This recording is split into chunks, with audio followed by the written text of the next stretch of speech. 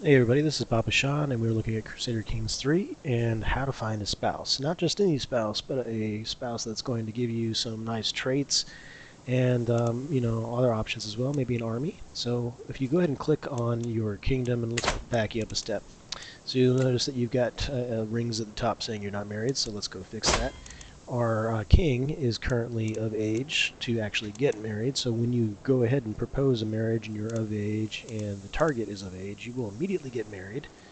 If you want to have an army and things, you might find that a spouse that is younger, let's say alliance power. So if we wanted to have an army help us out with something, this guy's got an army of 2,400 and a child that is available for marriage. We could get a marriage proposal, have a betrothal going on, and I would have until this young lady becomes 16, and then we would end up getting married. But up until that time, I could have use of this army to help defend my lands, and then I could break the betrothal. So it's one of the powerful thing. If you're not worried about heirs, you can use this to your advantage. If you need to get an heir, which you'll notice that no player heir, I just started this out, and so my young king needs children. He needs them fast. So what's important to him is going to be traits and having a strong heir born. All right. So if you click on the character, your king, you'll be able to determine what preference he has, his orientation. He's heterosexual, so that's going to help out with the creation of heirs. And then if you click on age, you'll be able to find somebody that's within your the age desirable. And you can toggle that between youngest to oldest or oldest to youngest. Important here would be sorting by the filters. You want somebody that's fertile because you want heirs. If you want somebody that's going to give you bonuses and things but not give you children, you could choose infertile. But generally you're going to want heirs, so fertile is the option you want to have selected. This is generally set to all by default. You're going to want to change this to inheritable traits if you want to develop a strong bloodline. Alright, and so with that you'll see different characters. This one right here has got genius. My king is genius, and if I wanted to ensure his children were also genius, then I would select her, but you'll notice that chance of children is low. And there might be reasons for that. Okay, just looking at this, she is not interested in men. She is only interested in females, and therefore will likely be a little bit harder to pass on her traits of genius.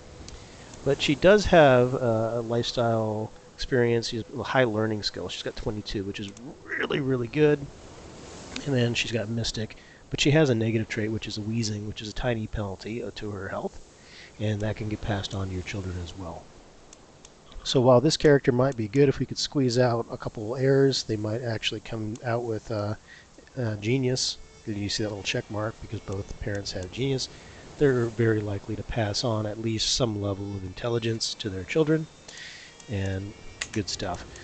You could also, since I'm interested in age of heirs, I'm going to want somebody that's ready to marry and start having children. So I'm going to scan through this, probably around the age of 16, 15, 16.